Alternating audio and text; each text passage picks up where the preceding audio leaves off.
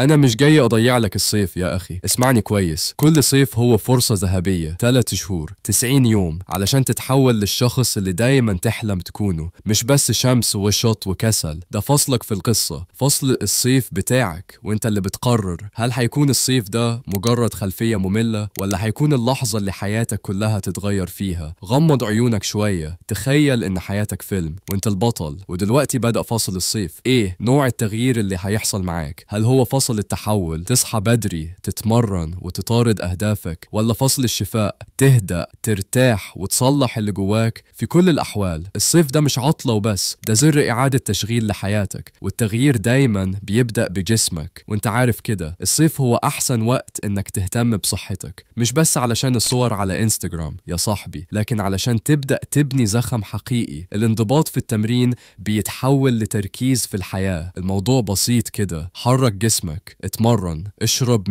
نام كويس، خلي جسمك هو المحرك لكل حاجة تانية نفسك تحققها، لأن لما جسمك يبقى قوي عقلك بيقوى كمان. واسمعني كويس، الموضوع مش بس عضلات، المخ مهم برضو. ابعد شوية عن التمرير والتصفح اللي ملوش معنى، افتح كتاب، ابدأ الهواية اللي مأجلها، اتعلم مهارة جديدة، طور عقلك زي ما بتطور جسمك، لأن حياتك بتمشي ورا تركيزك. متقلقش إنك تصلح حياتك كلها في صيف واحد، انسى الكلام ده. كل اللي محتاجه 3 أهداف بسيطة، هدف لجسمك، هدف لراحتك النفسية، وهدف لمستقبلك. مش محتاج خطط معقدة، خطوات صغيرة كل يوم، ده الطريق الحقيقي للنجاح. لأن الصيف بيعدي بسرعة، ولما يخلص يا إما تكون اتقدمت يا إما هتلاقي أعذار. متحرقش نفسك يا أخي، بس كمان متضيعش وقتك. اصحى بدري، عيش بتركيز، اضحك كتير، اتفرج على الغروب، اقضي وقت مع ناس بتحس معاهم إنك حي، اشتغل على نفسك واستمتع برضو. النمو والفرح تقدر تجمع بينهم. معاك 90 يوم، مش لازم تكون مثالي، بس لازم تكون قاصد، لأن لما يجي سبتمبر يا إما هتحس بفخر كبير يا هتتمنى لو كنت بدأت النهاردة. فصل الصيف بتاعك بيبدأ دلوقتي، يلا نبدأ.